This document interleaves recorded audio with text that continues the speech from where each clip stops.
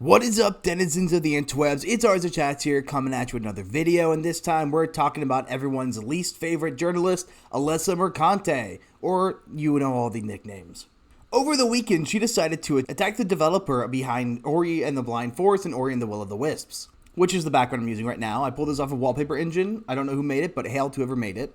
Which is one of my favorite Metroidvanias that I've ever played, and I like to call it baby's first Metroidvania because it is so easy to get into and so easy to get lost into that I think most people, especially those who want to get into the Metroidvania side-scroller genre, should play it.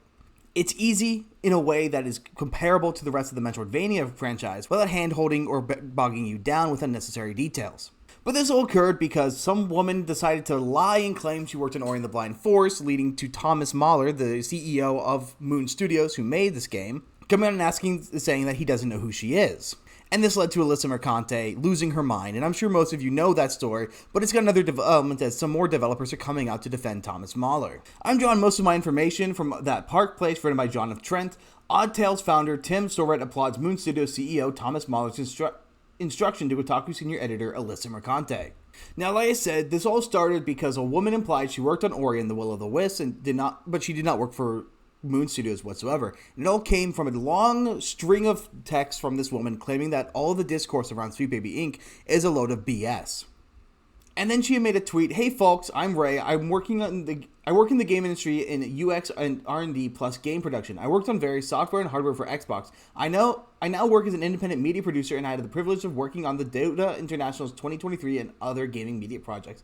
She includes a picture of Ori and the Will of the Wisps in a game I don't recognize, implying that she worked on those two games, leading to Thomas Mahler going and saying, "I don't know who you are, where did we meet?" She says that she worked on Xbox user research because Xbox and Moon Studios worked together to produce Ori, and he responds, "That could explain it. I didn't want to cause you any trouble. I just saw you posting that you worked on Ori and had no idea who you are."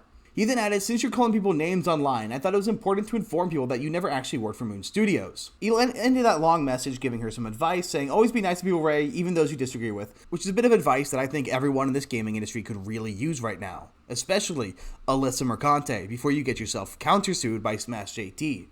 And Alyssa comes back and responds with, "You're a dickhead. Straight to the point, no wasted time, no formalities. I like this style." And he goes back and responds with an absolute banger that's guaranteed to set off this narcissist, because let's not forget, she is a narcissist, sets her off and just goes, "I don't know who you are." She then responds, "Maybe you forgot," and tags a hit piece that her own website, Kotaku, had ran against him. And as we all know, Kotaku is the paragon of absolute journalistic integrity. It is the center of it all, and you cannot get more journalistic integrity from Kotaku if you tried. Oh wait, I wonder who put that there. Ignore that. And then Mahler snaps back with the most excellent thing he could possibly say to her. "Hey Alyssa, you're apparently a journalist from Kotaku, so I'm guessing that you haven't worked in actual game development yet." And as we all know, Alyssa Mercante clearly wants to be someone who actually is in game development. She clearly wants to be the most influential face in game development. And the fact that he came on and he hit her with that immediately, oh, it's so glorious to see. He continues on to say that he's going to explain the thing that Alyssa had posted, the hit piece, and goes in to break down the details regarding Moon Studio and what happened that led to that hit piece coming out. We've got a lot of veterans into Moon because generally great people want to get the opportunity to work on great projects, and that's our goal on Moon. We always set out to create a kind of game we'd love to play ourselves that fills some hole in the market because for some reason these holes haven't been filled yet. And that is such an amazing reason to do it. The reason you make a game is because the game should exist. Not games like Dustborn that cost $200 million to make but don't appeal to anyone. You're not filling a hole, you're punching a hole in the wall and trying to patch it with a shoddy job.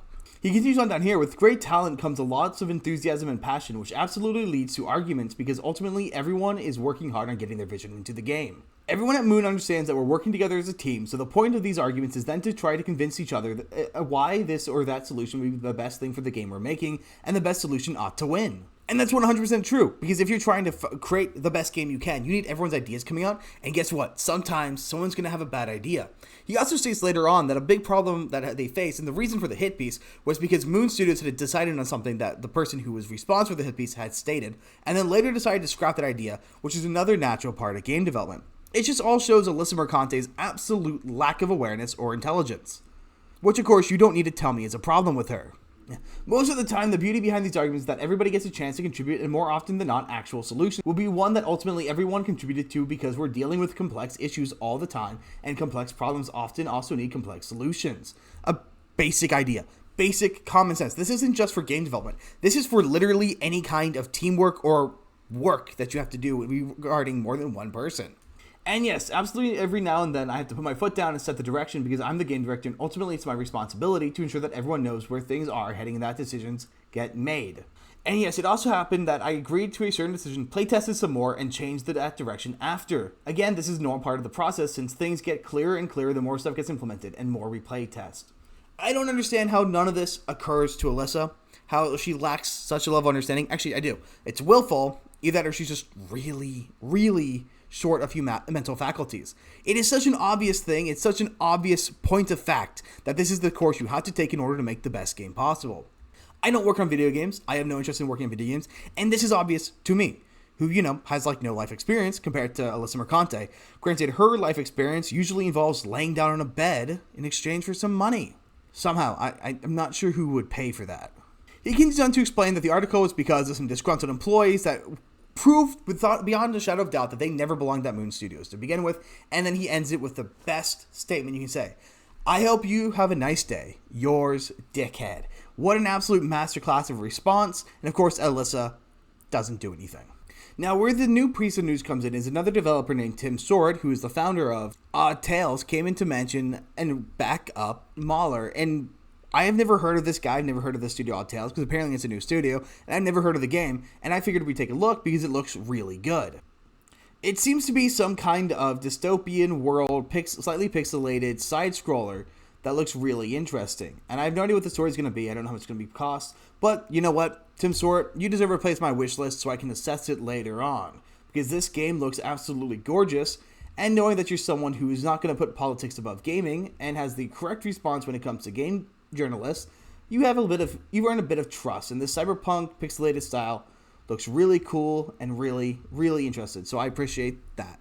But what did he say to get me to be excited for this game? He states, perfect reply from legendary co-founder of Moon Studios to the world's worst kind of journalist. Compared to music or cinema, game journalism tends to be extremely hostile towards its creators, stemming from an fundamental misunderstanding of the nature of the creative process.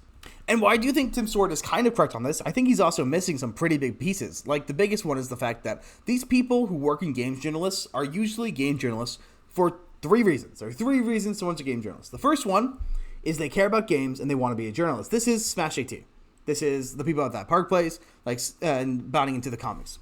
Then you have people who want to be more than games journalists, and this is their way in.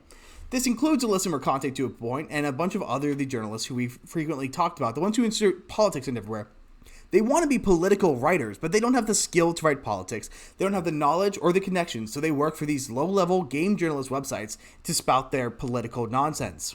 They treat the game journalist site as their soapbox when they really want to be putting it on things like New York Times. And then the final reason why these game journalists are so angry is, while they do lack the understanding, they want to be the game journalists.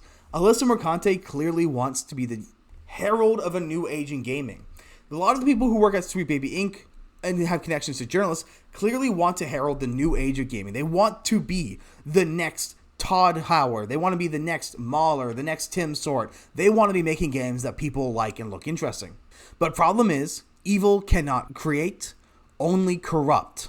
These people lack the creative machinations to be able to make the stories they want to create. They lack the ability to tell the stories that appeal to the universal truth because they fail to understand them, and these people are inherently uncreative, and that's why they can't create anything. They misunderstand the creative process because they lack creative processes, and they're so jealous about that. They would kill to be able to create a story. Problem is, though, they also can't create stories because they're so obsessed with their mental frameworks and their obsession with politics that a game that doesn't 100% reflect their politics is evil to them. So I'm not at all surprised that this is just going the way it is. And you know what, Alyssa Mercante, do you really have time to be fighting with game developers right now? Don't you have a lawsuit against Smash AT you need to be losing and probably get you fired from Kotaku? It's about time. Actually, I don't want you fired from Kotaku. I want Kotaku gone. But that's pretty much all I've got. So drop a like, subscribe, leave a comment. Do you think that this Do you think Alyssa Mercante is eventually just going to gotten rid of Kotaku? Or do you think Kotaku's even going to make it to 2026? I don't think so. They've only got 12 months left is my bet, at most. If they don't get sued for defamation like they definitely need to. And what are your thoughts on that new game that's coming out? Are you interested at all in The Last Night? I think it was pretty interesting, but what are your thoughts on that game? That's pretty much all I've got, so I will see you guys on the next one.